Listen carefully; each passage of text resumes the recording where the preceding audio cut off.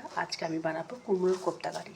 তো এখানে কুমড়োগুলোকে গ্রেট করে নিয়েছি। এবার জলটাকে নিংড়ে নেবো, যতটা পারবেন জলটাকে নিংড়ে নেবেন। তারপরে এর মধ্যে জিরে, ধনে, লঙ্কা, হলুদ, গরম মশলা, একটু আদা গ্রেট করে দিয়েছি। আর মশলাগুলো পরে অ্যাড করব। ময়দা বা চালের গুঁড়ো দিয়ে যাই হোক বা কর্নফ্লাওয়ার দিয়ে গুলে পকোড়ার আকারে বড়া করে নেবেন। তারপরে এটাকে গ্রেভি করব, আপনাদেরকে পুরোটাই দেখাবো। এর মধ্যে একটা ডিমও দিয়ে দিয়েছিলাম, আর যার জন্য বড়াগুলো বেশ সুন্দর হয়েছে। এটাকেই গ্রেভি করে নেব।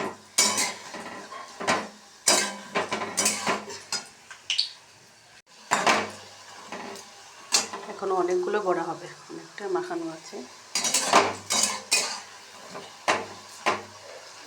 সব বড়াগুলো এরকম ভেজে নিচ্ছি।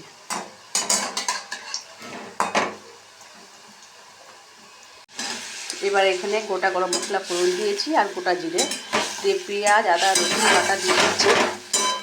আর একটা টমেটো দিয়ে দিতে থেকে এখানে টমেটো দিয়েছিলাম, একটা গোটা টমেটো আর সব মশলা, জিরে, ধনে, লঙ্কা, কাশ্মীরি লঙ্কা গুঁড়ো সব ভালো করে পেস্ট করে মিশিয়ে নিচ্ছি। আপনারা চাইলে আলু দিতে পারেন, কিন্তু আমি আলু দিচ্ছি না, আমি গ্রেভি করে নেব এটাকে।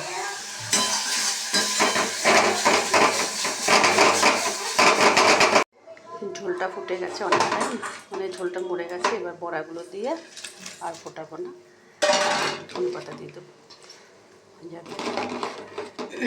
একটু গরম মশলা দিয়ে নামিয়ে দেবো। রান্না হচ্ছে, এটা হচ্ছে ডিম কষা।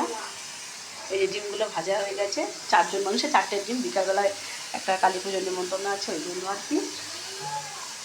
এই যে ডিম কষাটা হয়ে গেছে। তো সবাইকে জানাচ্ছি শুভ দুপুরের অনেক অনেক শুভেচ্ছা। ভালো থাকবেন সবাই, টাটা।